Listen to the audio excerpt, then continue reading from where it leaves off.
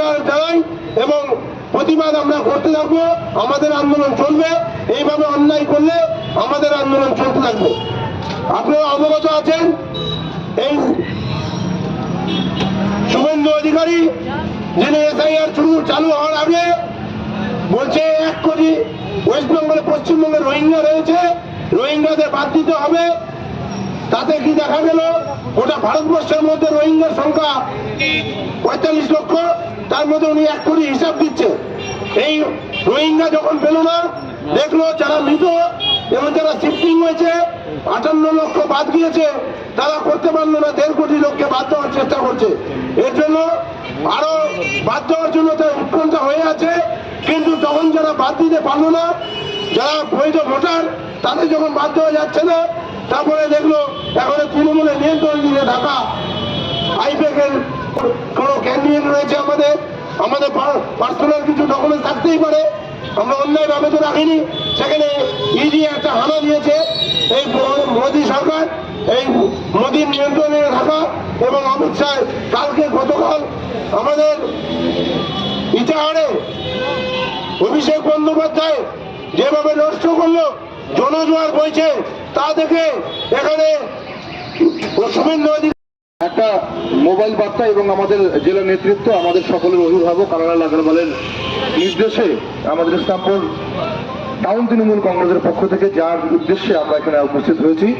প্রথমেই যে সমস্ত আমাদের প্রিয় মানুষেরা আমাদের বিভিন্ন জায়গায় দাঁড়িয়ে রয়েছেন, যারা আমাদের আওয়াজ যেখানে সেখানে পৌঁছাচ্ছে, সকলকে আমরা করজোড়ে তাদের কাছে বিনম্র অনুরোধ জানাচ্ছি আমাদের কথাগুলো একটু শুনবেন।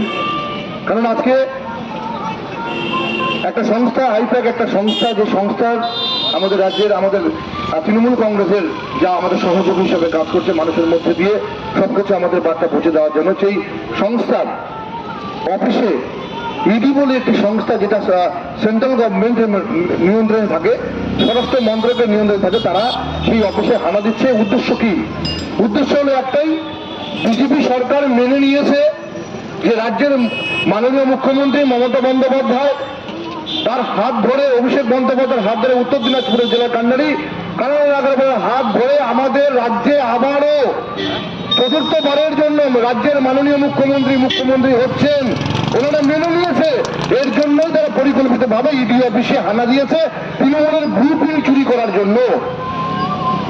একটা কথা বলবো, যে তৃণমূল কংগ্রেস মাটি থেকে উঠেছে, তৃণমূল থেকে উঠেছে, মানুষের মনে রয়েছে।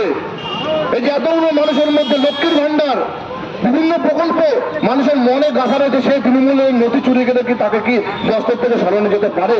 কখনোই না। ইডি সিবিআই দিয়ে তৃণমূল কংগ্রেসকে রোখা যায়নি, যাবে না। রাজ্যের মাননীয় মুখ্যমন্ত্রী মমতা বন্দ্যোপাধ্যায়ের নেতৃত্বে আবারও আমাদের পশ্চিমবঙ্গে আমাদের এই তৃণমূলের ঘাস ফুলের সিম্বল যেভাবে উঠছে সেভাবেই উঠবে। ইসলামপুর শহর তৃণমূল কংগ্রেসের পক্ষ থেকে আমাদের সকলের প্রিয় নেতৃত্ব কানাইলাল আগরওয়ালকে তত্ত্বাবধানে আমাদের ইসলামপুর টাউন তৃণমূল কংগ্রেসের সভাপতি আমাদের